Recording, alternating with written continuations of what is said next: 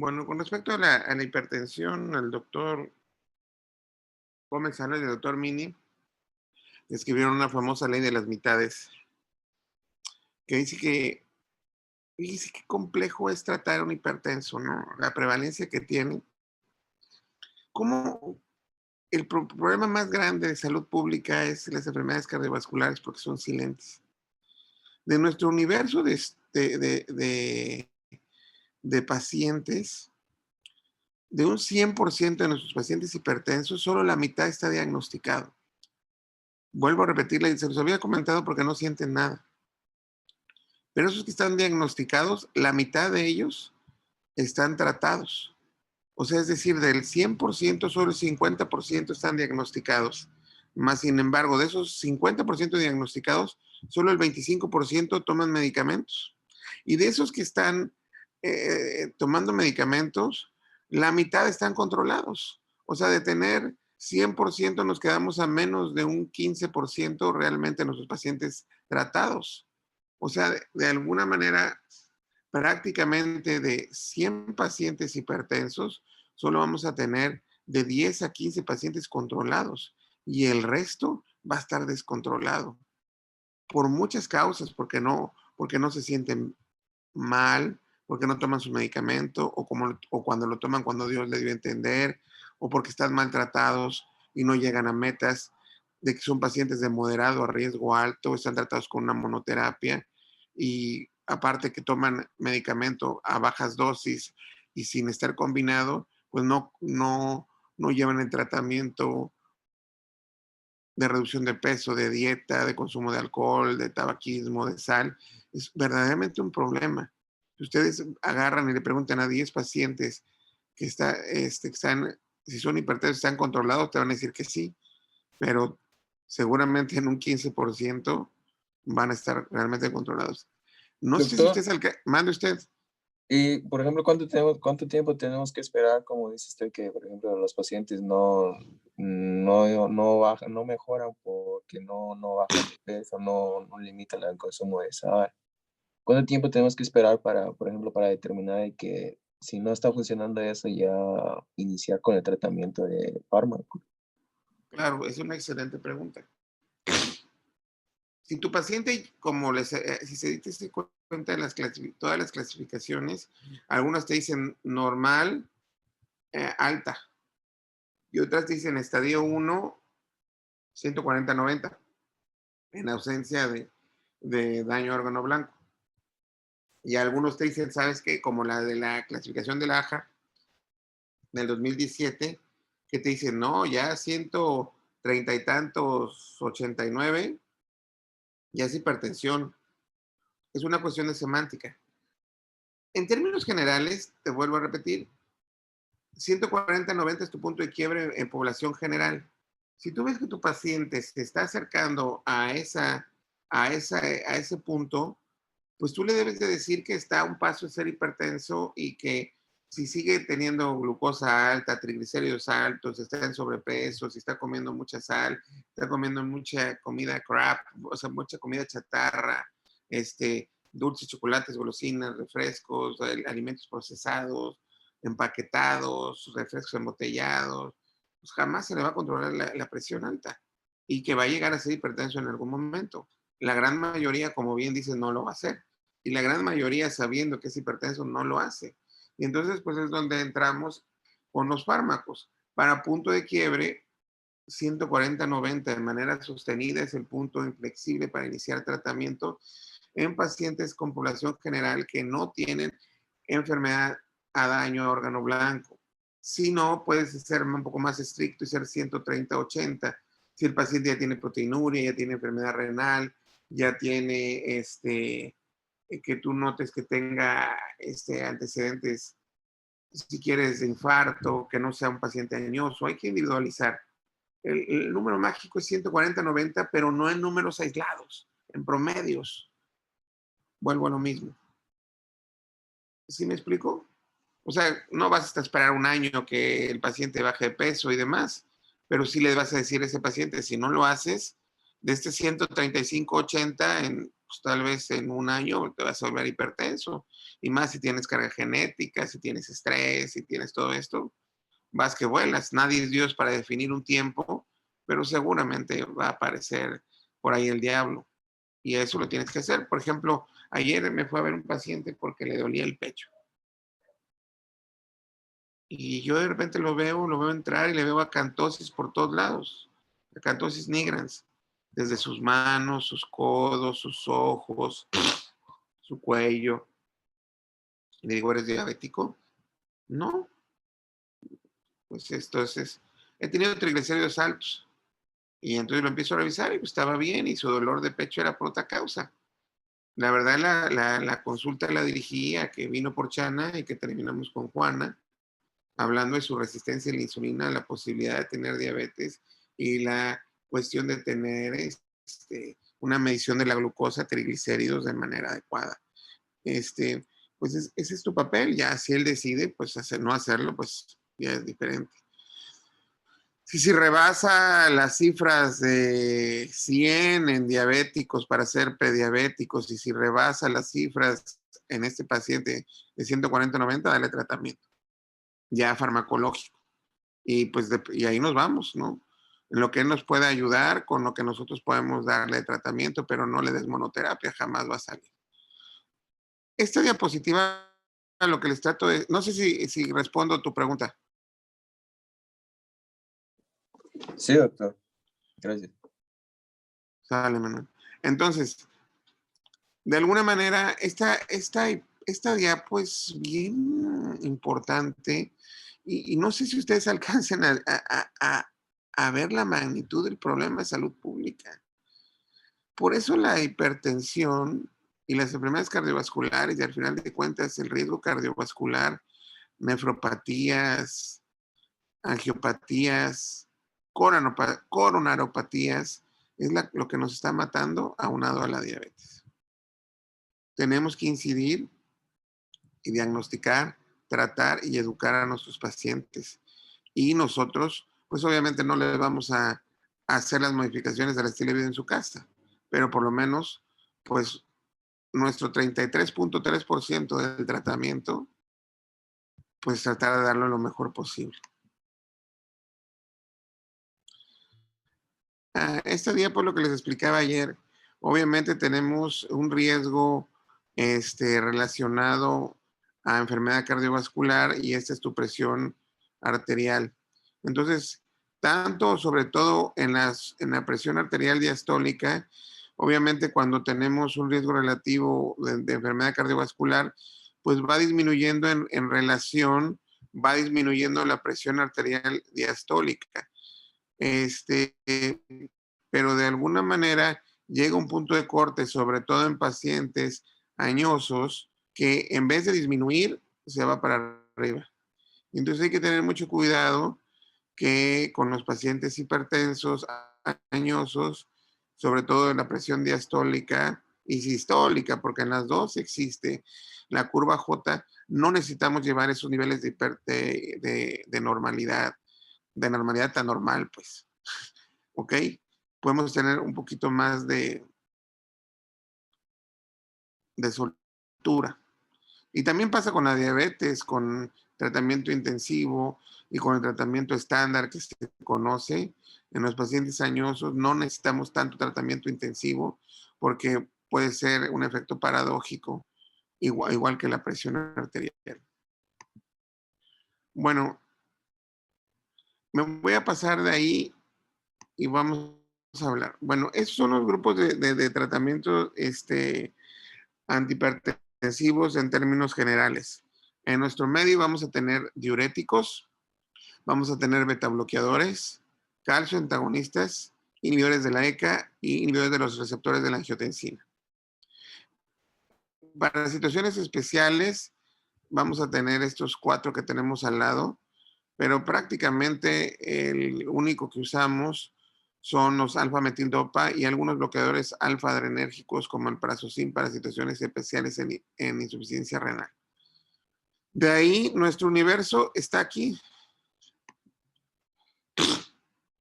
Más o menos, esta es una reducción promedio de la presión arterial en 24 horas en tanto de tu presión sistólica o diastólica. Si se dan cuenta, solitos,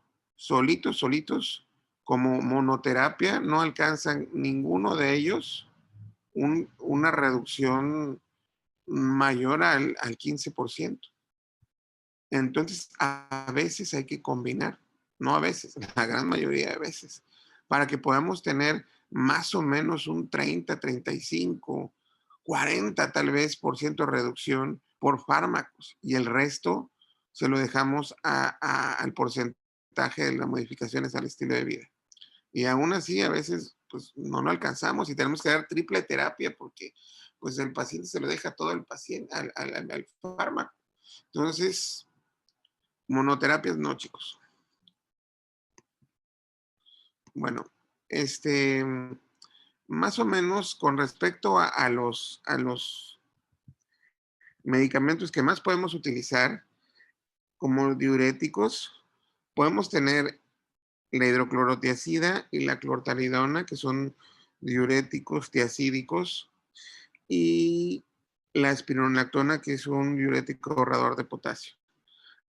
La espironolactona en algunas guías está relacionada a hipertensión de difícil control, pero de primera línea vamos a usar los tiacídicos, principalmente la hidroclorotiazida y la clortalidona.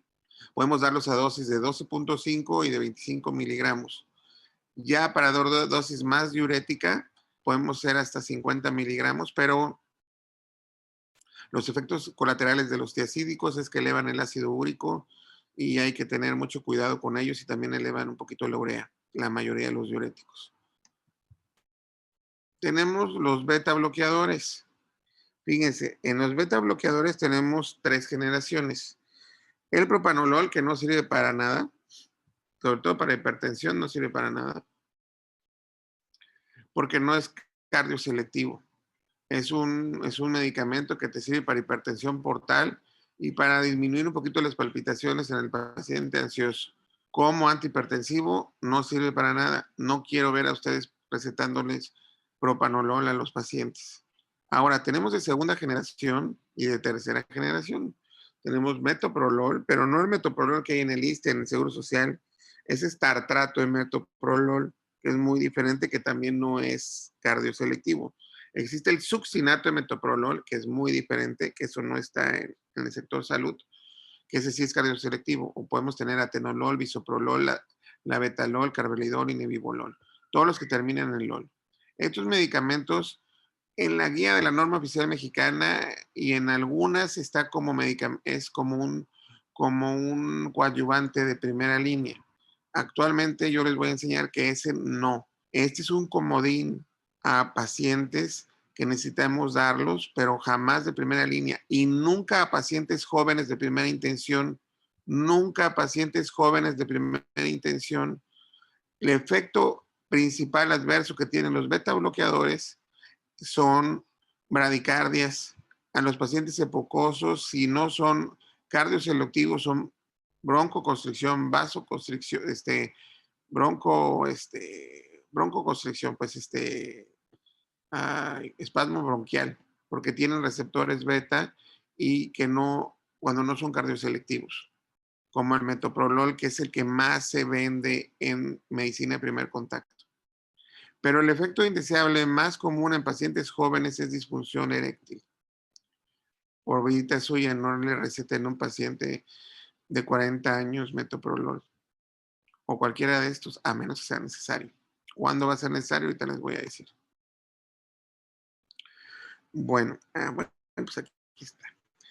Al final de cuentas, nosotros cuando tenemos una hipertensión, pero cuando tenga insuficiencia cardíaca, cuando tenga angina de pecho, cuando tenga arritmias, o sea, post-infarto, o sea, por cardiopatía isquémica.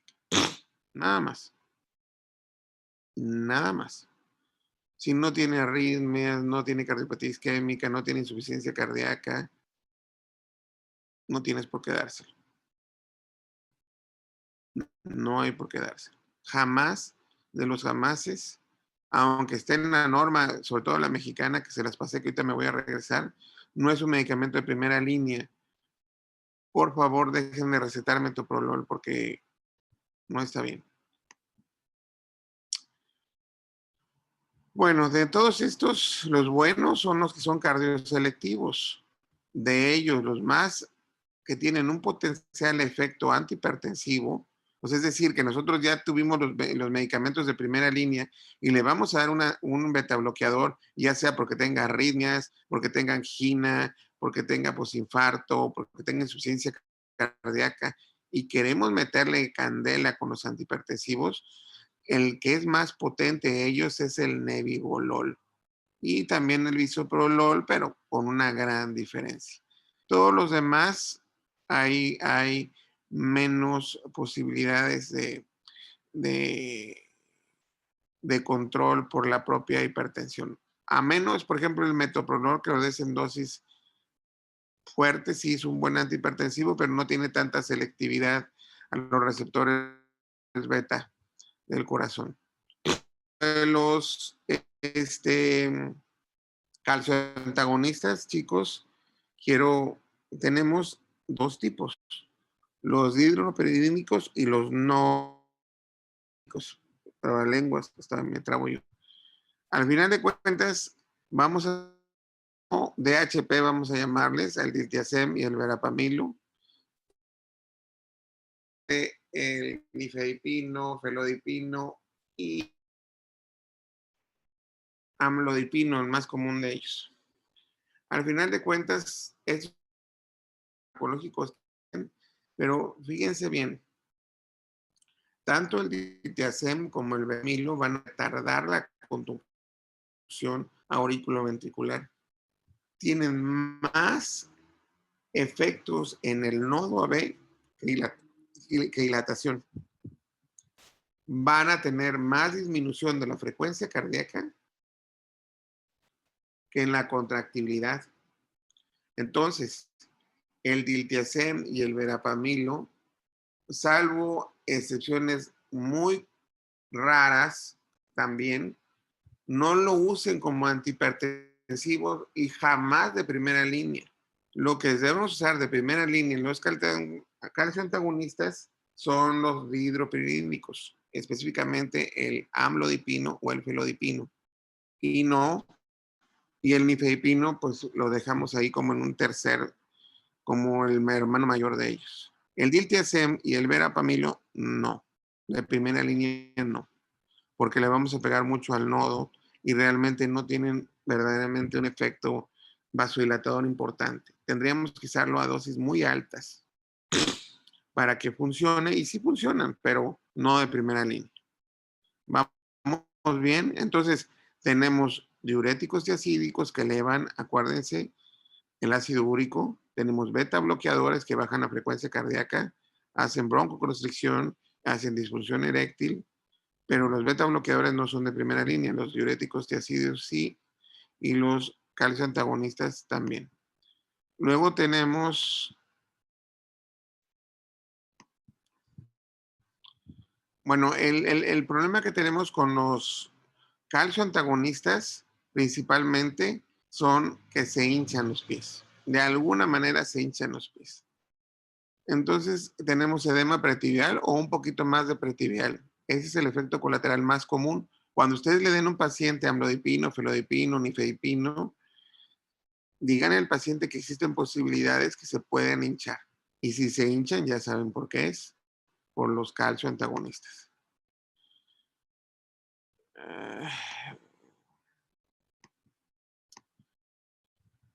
Ahora, de los inhibidores de la ECA, tenemos de acción corta, de acción intermedia y de acción larga.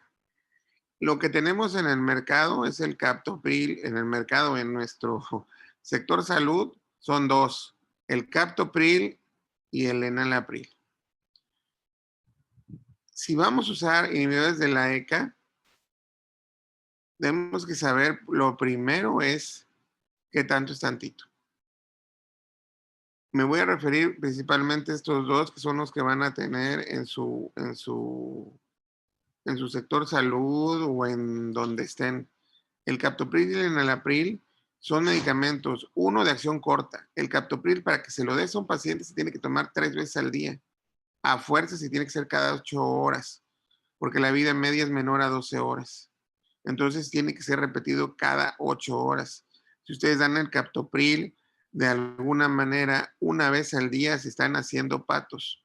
Y lo único que se lo están dando son a pacientes que tienen hipertensión reactiva, porque el paciente que dice que toma captopril una vez al día solo tiene hipertensión reactiva y está controlado, por supuesto, que son muchos, porque lo único que hace es irritarle la barriga.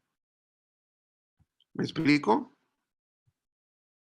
El captopril es un excelente medicamento, es muy barato. El gran problema es que es un excelente medicamento que tiene que ser tomado a las horas adecuadas y pues la mayoría de los pacientes somos muy desordenados.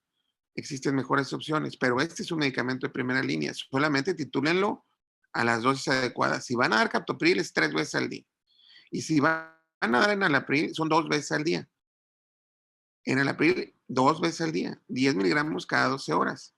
No, no podemos dar, no vamos a poder darlo una vez al día.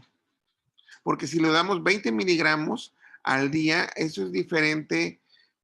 Cuando me refería, por ejemplo, a la titulación nocturna, en los YECAS, estos de acción intermedia, ya no vamos a tener ni acción ni en la tardecita. Entonces sí hay que dar una titulación si los vamos a dar. Ahora, si vamos a dar de acción larga, ese es otro boleto. Si damos ramipril, quinapril o perindopril, ese es otro boleto, una vez al día y en la mañana. Pero si vamos a usar de acción intermedia y de acción corta, bueno, pues de acción corta 3 veces al día y de acción intermedia 2 veces al día. ¿Qué efecto colateral tienen los YECAS? Tos.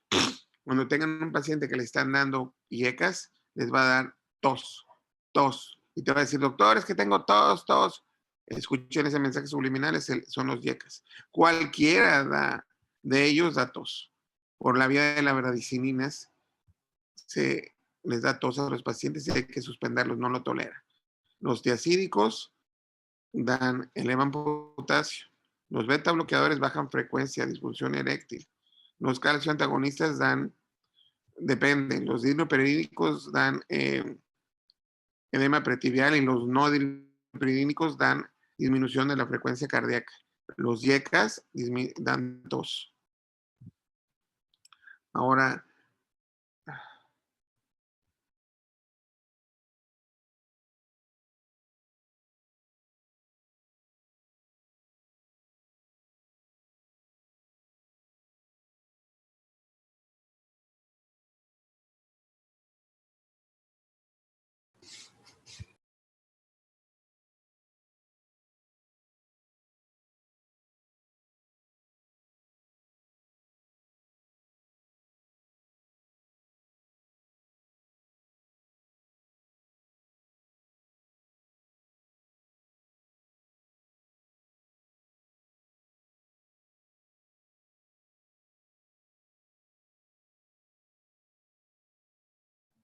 Doc, no lo escuchamos.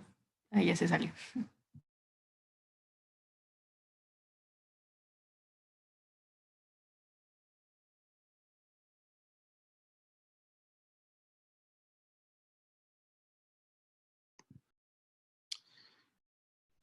a ver, chicos, entonces, estos son los inhibidores de los receptores de la angiotensina. No son mejores que los YECAS. Es otro mecanismo de acción. Estos inhiben los receptores AT1. Cuando les explicaba que a pesar de la vía normal de renina, angiotensina, aldosterona, tenemos otras vías que pueden producir angiotensina, estos a nivel periférico nos van a bloquear los receptores AT1 para que no haya vasoconstricción periférica.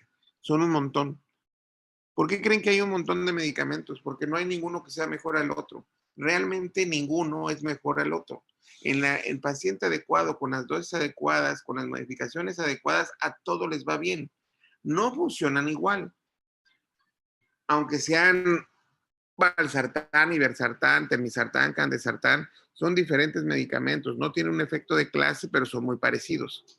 Los efectos benéficos de los YECAS y de los ARAS han sido indiscutibles para la regresión de la hipertrofia ventricular izquierda, para la disminución de la proteinuria y la regresión del daño al órgano blanco. Estos medicamentos no solo controlan la presión, sino que impactan en la morbimortalidad porque disminuyen la progresión al daño no blanco, lo retardan o inclusive pueden llegarlo a revertir. Estos medicamentos no hay por qué dividirlos en dosis. Uno en la mañana, uno en la tarde, uno en la noche. De ninguna manera. Podemos darlos todos en la mañana, recargarlos bien en la mañana y dependiendo de nuestro paciente, si es Diperon, Diperox, pues darle una dosis nocturna de algún medicamento o dividir la dosis, pero si no, cárgaselos en la mañana y les va a ir muy bien a su paciente, por lo que ya les expliqué. El losartán tampoco, doctor. No, hombre, ¿para qué? Ah, Creo que ¿verdad? tenía menos vida media, ¿no? Sí, claro, por supuesto. De hecho, el losartán es el más malito de todos, pero cargas en la mañana, o sea, ¿por qué le vas a dar 50 en la mañana y 50 en la noche? O sea, el losartán tiene 50 miligramos, la dosis máxima es 100 miligramos. Si no llegas a la dosis, o sea, si tú con 100 miligramos en la mañana, combínaselo. Ya vimos que el máximo que vamos a llegar son hasta 15 miligramos y de todos estos el menos potente es el losartán. Entonces, si tú le das un losartán de 50 miligramos en la mañana, ¿a quién vas a controlar? A nadie. A nadie. Y si quieres estar controlada, te lo aseguro que no. 85 de cada 100 no van a estar controlados o más. Entonces, a este paciente titúlale la dosis en la mañana. Dale 100 miligramos, pero combinados. Dáselo con un amlodipino y te aseguro que vamos a tener más posibilidades de estar bien controlados. No tienes por qué dárselo en la noche, porque en la noche va a tener el efecto Diper, ¿sí? Aunque tiene una acción más corta. Por ejemplo, en el Seguro Social, sí vas que dicen, de 10 recetas vas a ver que dice, o el seguro en el ISSSTE y en salubridad, vas a ver que dice losartán cada 12 horas, inclusive especialistas.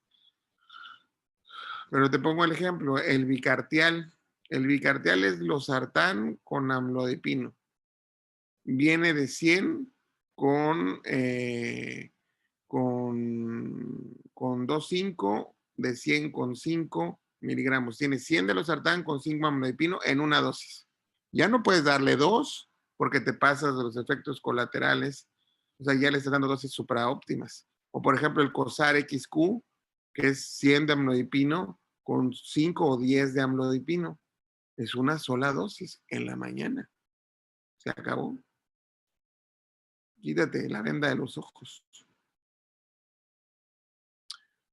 Doctor, Mande. hace como 1 año o 2 años había salido una noticia de que estaban retirando el losartán del mercado. Sí, fíjense que ahí han habido ciertos estudios que relacionaron a los ARAS con la probabilidad de tener cáncer. De hecho, estuvieron relacionados principalmente, no tanto a los losartán. Bueno, la verdad es que han habido de todos. Principalmente fue el valsartán. El valsartán se lo adjudicaron a una empresa china, la manufactura, no la de marca, y tuvieron que retirar muchos medicamentos del mercado porque estaban directamente relacionados a cáncer. Y todavía hay algo de eso, ¿no? De que hay algo posible ahí, pero no se ha sustentado bien. Más sin embargo, los efectos benéficos están innegables. Hasta que no hay una verdadera evidencia formal, pues esto no va a suceder, como pasó, por ejemplo, con los que les explicaba ayer, con los inhibidores directos de la renina, el alisquireno, que ese lo quitaron de un momento a otro. No era un excelente comodín, no de primera línea en aquellos pacientes que lo tenías tratado y le dabas el isquireno y lo controlabas, pero los efectos terribles fueron así como tal, tajantes y hasta la propia empresa los retiró. Lo que ahora sucede es que en la gran mayoría, por ejemplo, el losartán, el irbesartán, el valsartán, telmisartán, candesartán, omesartán, todos esos primeros Los primeros 2, 4, 5, 6 ya perdieron la patente sus laboratorios originales. Entonces existen copias de la copia de la copia de la copia. Entonces, tal vez nada más el leprosartán, el acisaltán, todavía siguen teniendo solo el efecto de la marca principal, pues. Pero sí, Christopher, hay algo de eso. Todavía no hay una evidencia sólida, pero hay que seguirlos usando. Los efectos benéficos con respecto a los posibles contras, no hay una evidencia sólida que nos diga que los descontinuemos. Ojalá que no, porque esto ha venido a revolucionar la cardiología o el manejo de la hipertensión y el retraso del daño órgano blanco de manera importante. Bueno, fíjense.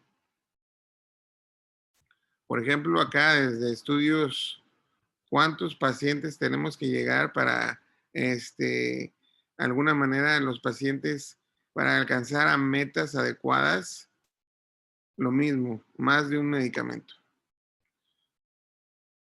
Bueno, entonces, ¿cómo vamos a hacer nuestras combinaciones? Ya les dije cuáles son. Podemos tener beta bloqueadores, podemos tener diuréticos, podemos usar ARA2 y podemos usar calcioantagonistas. Los medicamentos de primera línea están marcados en verde. Puedes usar de primera línea diuréticos, IECAS, calcioantagonistas y ARAs. Bueno, de los calcioantagonistas, los DHP. Los que no debes combinar jamás son inhibidores de la ECA con ARA2. Más sin embargo, dentro de lo que sí puedes combinar un IECA con un diurético con un ARA con un calcioantagonista con un diurético. Esta relación en verde es la mejor para poder hacer un mejor control. Ahora, podemos tener algunos otros que tengamos que poner, por ejemplo, beta bloqueadores en condiciones especiales, o tenemos otros agentes como los alfa adrenérgicos o algunos otros como beta adrenérgicos también. Pero la verdad no hay más que de estas sopas. Son 5 medicamentos que de los cuales los únicos que ustedes deben saber no pueden combinar captopril con los sartán o no pueden enalapril con ramipril o ramipril con eprosartán o bimasartán con captopril, eso no. Entonces, en primera línea vamos a tener estos. ¿Estamos bien? ¿Estamos claros? Bueno. Bueno, aquí hay más, ¿no? Ya les dije los más comunes.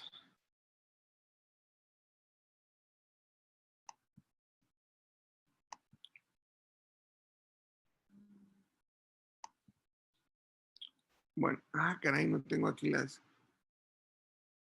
A ver, espérame tantito. Las meras buenas no están aquí. A ver, espérenme. A ver. Ya va a cortar. ¿Tienen todavía tiempo? ¿15 minutos?